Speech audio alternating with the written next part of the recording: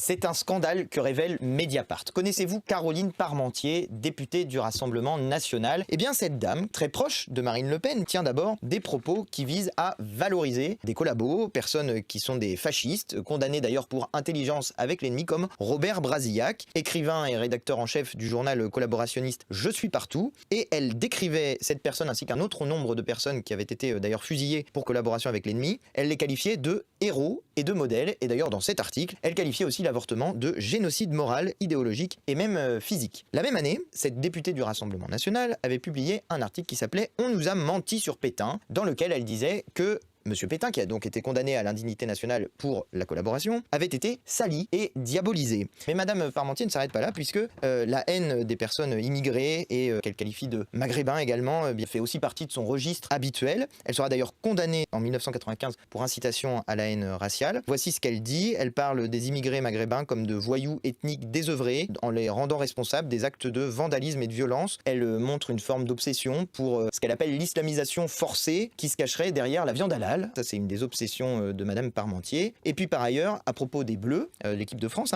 elle écrit en 2010 « Voilà ce que c'est de compter sur une équipe de voyous de cité ». Et en 2011, à propos des supporters dans les tribunes, elle parle de supporters babouins. Il ne faudrait pas oublier non plus l'homophobie de Madame Caroline Parmentier, puisqu'elle parle du film La vie d'Adèle, en disant qu'il s'agit d'une saloperie ambiante qui normalise l'homosexualité. La question donc qui se pose, c'est peut-être qu'elle pourrait remettre en cause ses propos. Mais non, pas du tout, puisque Mediapart l'a interrogée et qu'elle n'enlève rien de ses propos. Elle se défend en disant « Je n'ai été condamnée qu'une seule fois en 30 ans de carrière journalistique » et elle pense que ses propos ne tomberaient plus sous le coup de la loi aujourd'hui. En réalité, si, ses propos tomberaient tout à fait sous le coup de la loi aujourd'hui. Il parle d'une députée du Rassemblement national, bien en vue à l'intérieur du Rassemblement national. Il ne s'agit pas d'un hasard, il ne s'agit pas d'une découverte, il ne s'agirait pas d'une personne dont on ne connaîtrait pas les écrits à l'intérieur du Rassemblement national. C'est donc bien un choix politique. Et si le Rassemblement national prétend faire attention à ces questions-là aujourd'hui, ce qui n'est pas vrai, mais s'ils prétendent faire attention à ces questions-là aujourd'hui, pourquoi ils n'appellent pas à ce qu'elle quitte le groupe parlementaire, voire qu'elle démissionne de son mandat de parlementaire? Voilà les questions qu'il faudrait poser